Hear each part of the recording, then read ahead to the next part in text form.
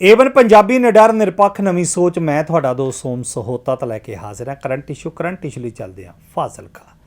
ਦੋਸਤੋ, ਦੁੱਖ ਭਰੀ ਖਬਰ ਆ ਰਹੀ ਹੈ, ਬਹੁਤ ਦੁੱਖ ਭਰੀ ਖਬਰ ਆ ਰਹੀ ਹੈ ਕਿ ਕੇਂਦਰ ਸਰਕਾਰ ਦਾ ਪਿੱਟ ਸਿਆਪਾ ਪਿਛਲੇ ਇੰਨੇ ਦਿਨਾਂ ਤੋਂ ਕਿਸਾਨ ਮਜ਼ਦੂਰ ਰਲ ਕੇ ਕਰ ਰਹੇ ਨੇ ਔਰ ਉਹਨਾਂ ਦਾ ਪਰਿਵਾਰ ਵੀ ਉਹਨਾਂ ਦੇ ਨਾਲ ਟੋਲ ਪਲਾਜ਼ਿਆਂ ਤੇ ਮਤਲਬ ਰਿਲਾਇੰਸ ਦੇ ਪੈਟਰੋਲ ਪੰਪ ਤੇ ਬੈਠ ਕੇ ਧਰਨੇ ਦਿੱਤੇ ਜਾ ਰਹੇ ਨੇ, ਲੇਕਿਨ ਕੇਂਦਰ ਸਰਕਾਰ ਦੇ ਕੰਨ ਤੇ ਜੂੰ ਤੱਕ ਨਹੀਂ ਸਰਕ ਰਹੀ।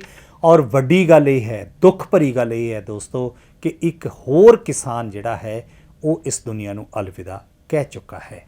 ਕਿੰਨੀ ਉਮਰ ਹੈ, ਕੀ ਨਾਮ ਹੈ ਔਰ ਕਿੰਨੀ ਮਤਲਬ ਉਸ ਦੇ ਕੋਲ ਜ਼ਮੀਨ ਸੀ, ਪੂਰੀ ਜਾਣਕਾਰੀ ਦੇਣ ਵਾਸਤੇ ਮੇਰੇ ਨਾਲ ਅਰਵਿੰਦ ਤਨੇਜਾ ਜੀ ਜੁੜ ਚੁੱਕੇ ਨੇ। ਉਹਨਾਂ ਤੋਂ ਅਪਡੇਟ ਲੈਂਦੇ ਹਾਂ। ਤਨੇਜਾ ਸਾਹਿਬ, ਕੀ ਜਾਣਕਾਰੀ ਹੈ ਇਸ ਦੁੱਖ ਭਰੀ ਖਬਰ ਨੂੰ ਲੈ ਕੇ? ਜੀ ਬਿਲकुल ਸੋਤਾ ਜੀ, ਇਹ ਜਿਹੜਾ ਮਾਮਲਾ ਹੈਗਾ ਜਲਾਲਾਬਾਦ ਦੇ ਮਾਮੂਜੀਆ ਟੋਲ ਪਲਾਜ਼ਾ ਦਾ ਮਾਮਲਾ ਹੈਗਾ, ਜਿੱਥੇ 60 ਸਾਲਾ ਬਲਦੇਵ ਰਾਜ ਨਾਮ ਦਾ ਕਿਸਾਨ ਜੋ ਕਿ ਮਾਮੂਜੀਆ ਪਿੰਡ ਦਾ ਹੀ ਰਹਿਣ ਵਾਲਾ ਹੈ ਔਰ 1 ਅਕਤੂਬਰ ਤੋਂ ਜਦ ਤੋਂ ਕਿਸਾਨ ਅੰਦੋਲਨ ਦੀ ਸ਼ੁਰੂਆਤ ਹੋਈ ਹੈ ਕੇਂਦਰ ਦੇ ਕਾਲੇ ਕਾਨੂੰਨਾਂ ਦੇ ਖਿਲਾਫ, ਉਦੋਂ ਤੋਂ ਹੀ ਇਹ ਬਲਦੇਵ ਰਾਜ ਜਿਹੜਾ ਹੈਗਾ ਇਹ ਟੋਲ ਪਲਾਜ਼ਾ ਤੇ ਧਰਨਾ ਪ੍ਰਦਰਸ਼ਨ ਦੇ ਵਿੱਚ ਲਗਾਤਾਰ ਜਿਹੜਾ ਕੀ ਹੈ ਸ਼ਾਮਲ ਹੋ ਰਿਹਾ ਸੀ ਔਰ ਜਿਹੜੇ ਉੱਥੇ ਇਸ ਦੇ ਸਾਥੀ ਨੇ ਉਹਨਾਂ ਦੇ ਦੱਸਣ ਦੇ ਮੁਤਾਬਕ ਇਹ ਪਰੇਸ਼ਾਨ ਰਹਿੰਦਾ ਸੀਗਾ ਫਿਊਚਰ ਨੂੰ ਲੈ ਕੇ ਕਿ ਕੀ ਅੰਦੋਲਨ ਤੋਂ ਬਾਅਦ ਕੀ ਬਣੂਗਾ, ਕਿਸ ਤਰ੍ਹਾਂ ਦੇ ਨਾਲ ਜਿਹੜਾ ਹੋਏਗਾ। ਔਰ ਦੱਸਿਆ ਜਾ ਰਿਹਾ ਕਿ ਇੱਕ ਛੋਟਾ ਕਿਸਾਨ ਸੀ ਜਿਸ ਦੀ ਮਹਿਜ਼ 3 ਏਕੜ ਦੇ ਕਰੀਬ ਜ਼ਮੀਨ ਹੈਗੀ ਸੀਗੀ ਔਰ ਕੱਲ ਦਿਨ ਦੇ ਟਾਈਮ ਜਦ ਕਿਸਾਨਾਂ ਦੀ ਕੇਂਦਰ ਦੇ ਨਾਲ ਮੀਟਿੰਗ ਸੀਗੀ, ਉਸ ਟਾਈਮ ਵੀ ਇਹਨਾਂ ਦੇ ਸਾਥੀਆਂ ਦੇ ਦੱਸਣ ਦੇ ਮੁਤਾਬਕ ਇਹ ਬਹੁਤ ਜ਼ਿਆਦਾ ਤਣਾਅ ਮਹਿਸੂਸ ਕਰ ਰਿਹਾ ਸੀ ਔਰ 11 ਵਜੇ ਦੇ ਕਰੀਬ ਜਿਹੜਾ ਇਸ ਦੇ ਹਾਰਟ ਦੇ ਵਿੱਚ, ਛਾਤੀ ਦੇ ਵਿੱਚ ਜਿਹੜਾ ਕੀ ਹੈ ਦਰਦ ਹੋਇਆ। ਇਸ ਤੋਂ ਬਾਅਦ ਇਸ ਨੂੰ ਜਲਾਲਾਬਾਦ ਦੇ ਪ੍ਰਾਈਵੇਟ ਹਸਪੀਟਲ ਦੇ ਵਿੱਚ ਇਲਾਜ ਲਈ ਲੈ ਕੇ ਜਾਇਆ ਜਾਂਦਾ ਹੈ ਔਰ ਉੱਥੇ ਜਿਹੜਾ ਡਾਕਟਰ ਨੇ ਇਹਨੂੰ ਜਿਹੜਾ ਕਿ ਮ੍ਰਿਤ ਘੋਸ਼ਿਤ ਕਰ ਦਿੰਦੇ ਨੇ, ਜਿਸ ਦੇ ਨਾਲ ਕਿਸਾਨ ਜਥੇਬੰਦੀਆਂ ਦੇ ਵਿੱਚ ਸ਼ੋਕ ਦੀ ਤਾਂ ਲਹਿਰ ਹੈਗੀ ਹੈ। ਇਸ ਦੇ ਨਾਲ ਇਲਾਕੇ ਅਤੇ ਮਾਮੂਜੀਆ ਏਰੀਆ, ਟੋਲ ਪਲਾਜ਼ਾ ਏਰੀਆ ਦੇ ਲੋਕਾਂ ਦੇ ਵਿੱਚ ਵੀ ਬਹੁਤ ਜ਼ਿਆਦਾ ਜਿਹੜਾ ਕੀ ਹੈ ਸ਼ੋਕ ਦੀ ਲਹਿਰ ਫੈਲ ਜਾਂਦੀ ਹੈ ਔਰ ਉਸ ਤੋਂ ਬਾਅਦ ਦੇਰ ਰਾਤ 8 ਵਜੇ ਤੱਕ ਜਿਹੜਾ ਕੀ ਹੈ ਡੈਡ ਬੋਡੀ ਨੂੰ ਟੋਲ ਪਲਾਜ਼ਾ ਤੇ ਰੱਖ ਕੇ ਜਿਹੜਾ ਕੀ ਹੈ ਉੱਥੇ ਹੀ ਧਰਨਾ ਪ੍ਰਦਰਸ਼ਨ ਕੀਤਾ ਜਾਂਦਾ ਹੈ। ਆਲਰੇਡੀ ਉੱਥੇ ਜਿਹੜਾ ਕਿਸਾਨ ਮੋਰਚਾ ਜਿਹੜਾ ਚੱਲ ਰਿਹਾ ਉਸ ਦੇ ਵਿੱਚ ਉੱਥੇ ਜਿਹੜਾ ਕੀ ਹੈ ਪ੍ਰਸ਼ਾਸਨ ਦੀ ਕਾਰਜਗੁਜ਼ਾਰੀ ਨੂੰ ਲੈ ਕੇ ਵੀ ਕਈ ਸਵਾਲ ਉੱਠਦੇ ਆ ਔਰ ਜਿਹੜੀ ਕਿਸਾਨ ਜਥੇਬੰਦੀਆਂ ਉਹਨਾਂ ਦੇ ਵੱਲੋਂ ਜਿਹੜੀ ਹੈ ਇਹ ਮੰਗ ਕੀਤੀ ਗਈ ਹੈ ਕਿ ਇਸ ਗਰੀਬ ਕਿਸਾਨ ਦੇ ਪਰਿਵਾਰ ਨੂੰ ਮੁਆਵਜ਼ੇ ਦੇ ਤੌਰ ਤੇ 10 ਲੱਖ ਰੁਪਈਆ ਤੇ ਇੱਕ ਸਰਕਾਰੀ ਨੌਕਰੀ ਜਿਹੜੀ ਹੈ ਉਹ ਸੂਬਾ ਸਰਕਾਰ ਜਾਂ ਕੇਂਦਰ ਸਰਕਾਰ ਜਿਹੜੀ ਹੈ ਉਹ ਦਵੇ ਅਤੇ ਉਸ ਤੋਂ ਬਾਅਦ ਹੀ ਜਿਹੜਾ ਇਸ ਦਾ ਅੰਤਿਮ ਸੰਸਕਾਰ ਜਿਹੜਾ ਹੈਗਾ ਉਹ ਕੀਤਾ ਜਾਏਗਾ। ਲੇਕਿਨ ਇਹ ਪੂਰੇ ਘਟਨਾਕ੍ਰਮ ਤੋਂ ਇੱਕ ਚੀਜ਼ ਜਿਹੜੀ ਹੈ ਮੰਦਭਾਗੀ ਉਹ ਸਾਹਮਣੇ ਆ ਰਹੀ ਹੈ, ਜਿੱਥੇ ਇੱਕ ਪਾਸੇ ਖੁਸ਼ੀਆਂ ਮਨਾ ਰਹੀ ਹੈ ਦੁਨੀਆ, ਉੱਥੇ ਦੂਸਰੇ ਪਾਸੇ ਕਿਸਾਨ ਕਾਲੀ ਦੀਵਾਲੀ ਮਨਾ ਰਹੇ ਹੈ ਔਰ ਸੰਘਰਸ਼ ਦੇ ਵਿੱਚ ਇਹ ਜੇ ਗੱਲ ਕੀਤੀ ਜਾਵੇ ਤਾਂ 15-16 ਹੁਣ ਤੱਕ ਜਿਹੜੀ ਹੈ ਮੌਤਾਂ ਹੋ ਚੁੱਕੀਆਂ, ਬਲਕਿ ਮੈਂ ਤਾਂ ਇਹ ਕਹਾਂਗਾ ਕਿ ਸ਼ਹਾਦਤਾਂ ਹੋ ਚੁੱਕੀਆਂ ਇਸ ਅੰਦੋਲਨ ਦੇ ਵਿੱਚ। ਕਿਸਾਨ ਜਿਹੜਾ ਹੈ ਉਹ ਆਪਣੇ ਬੱਚਿਆਂ ਦਾ ਭਵਿੱਖ ਬਚਾਉਣ ਦੇ ਲਈ ਅਤੇ ਆਪਣਾ ਜ਼ਮੀਨ ਨੂੰ ਬਚਾਉਣ ਦੇ ਲਈ ਜਿਹੜਾ ਇਹ ਅੰਦੋਲਨ ਕੇਂਦਰ ਸਰਕਾਰ ਦੇ ਖਿਲਾਫ ਵਿੱਢ ਰਿਹਾ। ਹੁਣ ਜਿਹੜਾ ਸਰਕਾਰ ਨੂੰ ਵੀ ਇਸ ਵੱਲ ਧਿਆਨ ਦੇਣਾ ਪਏਗਾ ਕਿਉਂਕਿ ਬਹੁਤ ਹੋ ਚੁੱਕਿਆ ਹੈ ਹੁਣ ਜਿਹੜਾ ਕੀ ਹੈ ਕਿਸਾਨ ਕਰੋ ਜਾਂ ਮਰੋ ਦੀ ਸਥਿਤੀ ਦੇ ਵਿੱਚ ਪਹੁੰਚ ਚੁੱਕਿਆ ਹੈ। ਕੇਂਦਰ ਨੂੰ ਇਸ ਵੱਲ ਜਿਹੜਾ ਕੀ ਹੈ ਧਿਆਨ ਦੇਣ ਦੀ ਲੋੜ ਹੈ, ਨਹੀਂ ਤਾਂ ਆਉਣ ਵਾਲੇ ਟਾਈਮ 'ਚ ਬਿਲਕੁਲ ਬੁਰੀ ਹੋ ਸਕਦੀ। ਬਿਲਕੁਲ ਕੇਂਦਰ ਨੂੰ ਧਿਆਨ ਦੇਣ ਦੀ ਲੋੜ ਹੈ ਔਰ ਜੇ ਇਸੇ ਤਰ੍ਹਾਂ ਹੀ ਹੁੰਦਾ ਰਿਹਾ ਤੇ ਪਤਾ ਨਹੀਂ ਇਹ ਕੀ ਹੋਏਗਾ, ਕਿਉਂਕਿ ਇਹ ਵਾਕਈ ਬਹੁਤ ਗੰਭੀਰ ਮੁੱਦਾ ਹੈ।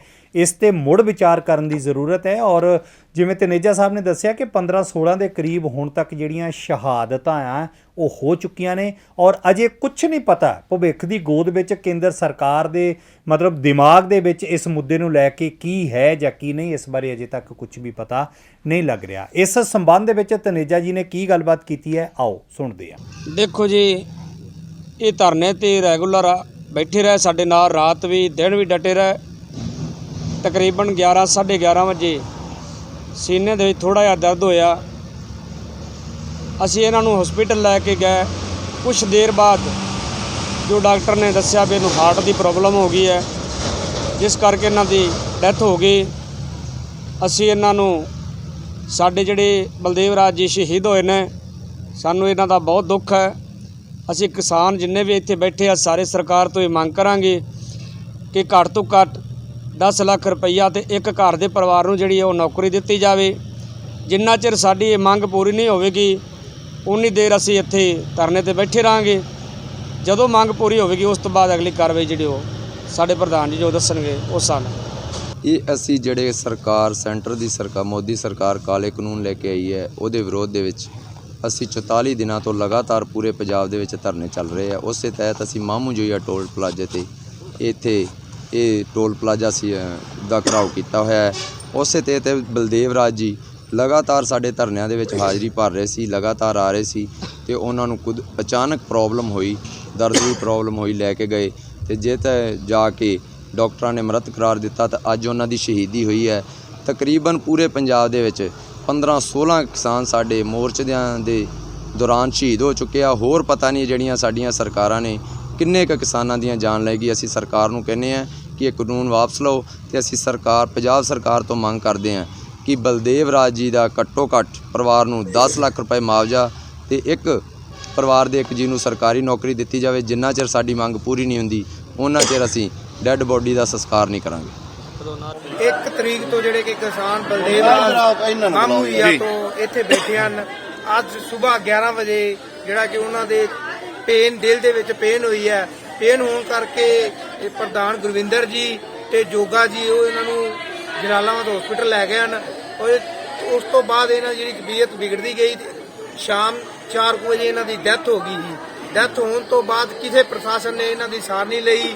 ਆ ਜਿਹੜੇ 3 ਕਾਨੂੰਨ ਜਿਹੜੇ ਮੋਦੀ ਆਪਣੇ ਕੇਂਦਰ ਸਰਕਾਰ ਨੇ ਜਿਹੜੇ 3 ਕਾਨੂੰਨ ਪਾਸ ਕੀਤੇ ਹਨ, ਉਹਨਾਂ ਕਾਨੂੰਨਾਂ ਦੇ ਵਿਰੋਧ ਦੇ ਵਿੱਚ ਕਿਸਾਨ ਬਲਦੇਵ ਰਾਜ ਦੀ ਇੱਥੇ ਵਿਚਾਰੇ ਦੀ ਡੈਥ ਹੋ ਗਈ ਹੈ। ਅਸੀਂ ਪ੍ਰਸ਼ਾਸਨ ਤੇ ਪੰਜਾਬ ਸਰਕਾਰ ਕੇਂਦਰ ਸਰਕਾਰ ਤੋਂ ਇਸ ਪਰਿਵਾਰ ਲਈ ਅਸੀਂ ਮਦਦ ਕਹਿੰਦੇ ਜਾਂਦੇ ਕਿ ਇਸ ਪਰਿਵਾਰ ਨੂੰ ਘੱਟੋ ਘੱਟ ਇੱਕ ਜੀ ਨੂੰ ਸਰਕਾਰੀ ਨੌਕਰੀ ਤੇ ਨਾਲ 10 ਲੱਖ ਰੁਪਏ ਦੀ ਮੁਆਵਜ਼ਾ ਦੇ ਤੋਂ ਲੈ ਕੇ ਤੇ ਸ਼ਾਮ ਦੀ ਹੋਈ ਇਹਨਾਂ ਦੀ ਡੈਥ ਹੋਈ। ਹਾਲੇ ਤੱਕ ਕੋਈ ਵੀ ਅਧਿਕਾਰੀ ਮੌਕੇ ਤੇ ਨਹੀਂ ਪਹੁੰਚਿਆ, ਨਾ ਡੀਐਸਪੀ, ਨਾ ਪੁਲਿਸ ਪ੍ਰਸ਼ਾਸਨ, ਨਾ ਸਿਵਲ ਪ੍ਰਸ਼ਾਸਨ ਦਾ ਕੋਈ ਵੀ, ਐਸਡੀਐਮ ਤੱਕ ਕੋਈ ਵੀ ਨਹੀਂ ਆਇਆ ਇੱਥੇ। ਅਸੀਂ ਮੰਗ ਕਰਦੇ ਹਾਂ ਜੇ ਇਹ ਨਹੀਂ ਮੌਕੇ ਤੇ ਆਣਗੇ ਤਾਂ ਅਸੀਂ ਧਰਨਾ ਵੀ ਲਾਵਾਂਗੇ, ਰੋਡ ਵੀ ਜਾਮ ਕਰਾਂਗੇ।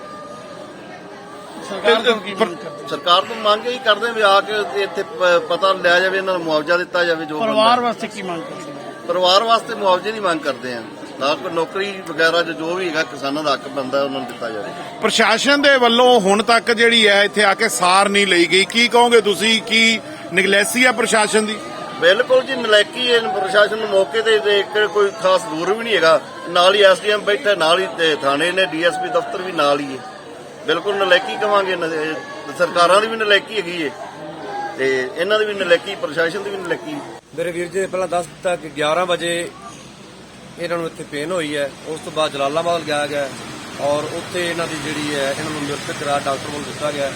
ਔਰ ਮੈਂ ਸਭ ਤੋਂ ਜਿਹੜੀ ਵੱਧ ਨਲਾਇਕੀ ਸਮਝਦਾ ਪ੍ਰਸ਼ਾਸਨ ਦੀ, ਤਕਰੀਬਨ 8-9 ਘੰਟੇ ਹੋ ਗਿਆ ਹੈ ਇਹਨਾਂ ਦੀ ਡੈਥ ਹੋਈ ਨੂੰ, ਹਾਲੇ ਤੱਕ ਇੱਥੇ ਕੋਈ ਵੀ ਪ੍ਰਸ਼ਾਸਨ ਅਧਿਕਾਰੀ ਨਹੀਂ ਪਹੁੰਚਿਆ। ਔਰ ਜਦੋਂ ਕਿ ਪਤਾ ਹੈ ਕਿ 1 ਤਰੀਕ ਤੋਂ ਲਗਾਤਾਰ ਅੱਜ 1 ਮਹੀਨਾ 13 ਦਿਨ ਹੋ ਗਏ ਇੱਥੇ ਧਰਨਾ ਲੱਗੇ ਨੂੰ, ਔਰ ਇਹੋ ਜੀ ਜੇ ਸਾਰੀ ਪ੍ਰੈਸ, ਸਮੁੱਚੀ ਪ੍ਰੈਸ ਇੱਥੇ ਪਹੁੰਚ ਚੁੱਕੀ ਹੈ ਗੁਰੂ ਸਾਹਿਬ ਜਲਾਲਾਬਾਦ ਤੋਂ, ਤੇ ਕੀ ਪ੍ਰਸ਼ਾਸਨ ਅਧਿਕਾਰੀਆਂ ਲਾਈਵ ਚੱਲ ਰਿਹਾ ਨੇ, ਕਿੰਨੇ ਸੱਜਣ ਲਾਈਵ ਚਲਾ ਰਹੇ ਨੇ। ਔਰ ਮੈਂ ਸਮਝਦਾ ਵੀ ਇਸ ਤੋਂ ਨਿਕੰਮੀ ਇਹ ਪ੍ਰਸ਼ਾਸਨ, ਜਿਹੜੇ ਅਧਿਕਾਰੀ ਨਿਕੰਮਾ ਜਿਹੜਾ ਸਾਡਾ ਪ੍ਰਸ਼ਾਸਨ ਜਿਹੜਾ ਇਹ ਸਿਸਟਮ ਹੈ ਉਹ ਨਹੀਂ ਹੋ ਸਕਦਾ। ਜਿਨ੍ਹਾਂ ਦੀ ਮੌਤ ਹੋਈ ਹੈ ਬਲਦੇਵ ਰਾਜ ਜੀ, ਇਹ ਕਿਸਾਨ ਸੀਗੇ? ਕਿਸ ਤਬਕੇ ਦੇ ਕਿਸਾਨ ਸੀ? ਇਹ ਇੱਕ ਬਿਲਕੁਲ ਛੋਟੇ ਜਿਹੇ ਕਿਸਾਨ, ਆਪਾਂ ਗਰੀਬ ਕਿਸਾਨ ਕਹਿ ਸਕਦੇ ਹਾਂ। ਔਰ ਜਦੋਂ 1 ਤਰੀਕ ਤੋਂ ਲਗਾਤਾਰ ਇਹ ਸਾਡੇ ਨਾਲ ਇੱਥੇ ਬੈਠਦੇ ਆ ਰਹੇ ਨੇ, 24 ਘੰਟੇ ਰਾਤ ਨੂੰ ਵੀ ਸਾਡੇ ਨਾਲ ਇੱਥੇ ਸੌਂਦੇ ਸੀਗੇ, ਕਿਉਂਕਿ ਜਿਹੜਾ ਧਰਨਾ ਪ੍ਰਦਰਸ਼ਨ 24 ਘੰਟੇ ਚੱਲਦਾ ਹੈ। ਔਰ ਇਹ ਅਕਸਰ ਹੀ ਸੋਚਦੇ ਰਹਿੰਦੇ ਸਨ ਇਸ ਬਾਰੇ, ਜਿਹੜੇ ਕਾਲੇ ਕਾਨੂੰਨ ਜਿਹੜੇ ਮੋਦੀ ਦੇ ਵੱਲੋਂ ਜਿਹੜੇ ਬਿੱਲ ਪਾਸ ਕੀਤੇ ਗਏ ਨੇ, ਔਰ ਇਹ ਚਿੰਤਤ ਰਹਿੰਦੇ ਸਨ ਕਿਉਂਕਿ ਜਿੱਥੇ ਵੀ ਇਹ ਲਾਗੂ ਹੋਏ ਨੇ ਉੱਥੇ ਕਿਸਾਨੀ ਦਾ ਜਿਹੜਾ ਕਸੂਰ ਨਿਕਲ ਚੁੱਕਿਆ, ਚਾਹੇ ਉਹ ਬਿਹਾਰ ਦੀ ਗੱਲ ਕਰੀਏ, ਉੱਤਰਾਖੰਡ ਦੀ ਕਰੀਏ, ਯੂਪੀ ਦੀ ਕਰੀਏ।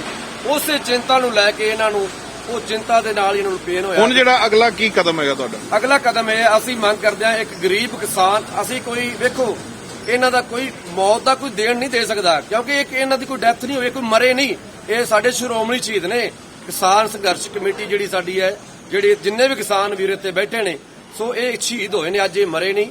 ਔਰ ਮੈਂ ਕਹਿੰਦਾ ਪਰਿਵਾਰ ਦੇ ਵਾਸਤੇ ਵੀ ਚਲੋ ਮਰਨਾ ਸਾਰੇ, ਅਸੀਂ ਵੀ ਮਰਨਾ ਹੈ, ਪਰ ਇਹ ਬੜੀ ਮਾਣ ਵਾਲੀ ਗੱਲ ਹੋਵੇਗੀ। ਕਿਸਾਨੀ ਸੰਘਰਸ਼ ਦੇ ਵਿੱਚ ਉਹ ਰਹਿੰਦੇ ਆ, ਉਹ ਸ਼ਹੀਦੀ ਪਾਈ ਅੱਜ ਉਹਨਾਂ ਨੇ। ਔਰ ਜਿੰਨੀ ਦੇਰ ਤੱਕ ਜਿਹੜੀਆਂ ਸਾਡੀਆਂ 2 ਮੰਗਾਂ ਨੇ, ਪਰਿਵਾਰ ਵੱਲੋਂ ਕੋਈ ਮੰਗ ਨਹੀਂ, ਪਰ ਅਸੀਂ ਜਿਹੜੀ ਆਪਣੀ ਭਾਰਤੀ ਕਿਸਾਨ ਯੂਨੀਅਨ ਏਕਤਾ ਗੁਰਾਹਾਂ ਦੇ ਵੱਲੋਂ ਮੰਗ ਕਰਦੇ ਆ 10 ਲੱਖ ਦੀ ਮਾਲੀ ਮਦਦ ਦਿੱਤੀ ਜਾਵੇ ਉਹਨਾਂ ਦੇ ਪਰਿਵਾਰ ਦੇ ਵਿੱਚੋਂ ਇੱਕ ਪਰਿਵਾਰ ਜੀ ਨੂੰ, ਜਿੰਨਾ ਚਿਰ ਨੌਕਰੀ ਦਾ ਪੱਕੇ ਤੌਰ ਤੇ ਭਰੋਸਾ ਨਹੀਂ ਦਵਾਇਆ ਜਾਂਦਾ, ਅਸੀਂ ਬਿਲਕੁਲ ਇੱਥੋਂ ਇਹਨਾਂ ਦੀ ਡੈੱਡ ਬੋਡੀ ਨਹੀਂ ਚੱਕਾਂਗੇ।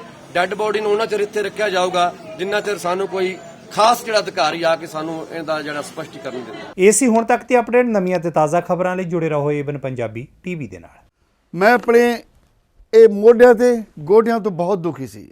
ਮੇਰੇ ਲਈ ਤਾਂ ਤੁਰਨਾ ਫਿਰਨਾ ਵੀ ਇੰਨਾ ਔਖਾ ਹੋਇਆ ਸੀ, ਮੈਂ ਦੱਸ ਵੀ ਨਹੀਂ ਸਕਦਾ। ਪਰ ਜਦ ਤੋਂ ਮੈਨੂੰ ਫੀ ਰਿਲੀਫ ਮਿਲਿਆ 2.5-3 ਮਹੀਨੇ ਇਸਤੇਮਾਲ ਕਰਨ ਤੋਂ ਬਾਅਦ ਗੋਡੇ ਵੀ ਓਕੇ, ਮੋਢੇ ਵੀ ਓਕੇ। ਜੇ ਤੁਸੀਂ ਵੀ ਕਿਸੇ ਇਸ ਤਰ੍ਹਾਂ ਦੀ ਬਿਮਾਰੀ ਤੋਂ ਪਰੇਸ਼ਾਨ ਹੋ ਤੇ ਬੇਝਿਜਕ ਹੋ ਕੇ ਇਸ ਨੂੰ ਇਸਤੇਮਾਲ ਕਰੋ। ਸਿਰਫ 2.5-3 ਮਹੀਨੇ ਇਹ 125 ਬਿਮਾਰੀਆਂ ਤੱਕ ਦਾ ਇਲਾਜ ਕਰ ਸਕਦਾ ਹੈ। ਫੀ ਰਿਲੀਫ ਹਮੇਸ਼ਾ ਯਾਦ ਰੱਖੋ। ਬਸ ਕੁਝ ਦਿਨਾਂ ਤੋਂ ਮੈਨੂੰ ਬਾਲਾਂ ਦੀ ਬੜੀ ਸਮੱਸਿਆ ਸੀ। ਮੇਰੇ ਬਾਲ ਝੜਨੇ ਸ਼ੁਰੂ ਹੋ ਗਏ ਸੀ। ਮੈਨੂੰ ਮੇਰੇ ਦੋਸਤ ਨੇ ਆਇਲ ਫੀ ਰਿਲੀਫ ਵਾਲੇ ਦੱਸਿਆ। ਮੈਂ ਇਹ ਤੇਲ 3 ਕੁ ਮਹੀਨੇ ਲਾਣਾ ਆਪਣੇ ਸਿਰ ਤੇ ਅਪਲਾਈ ਕੀਤਾ।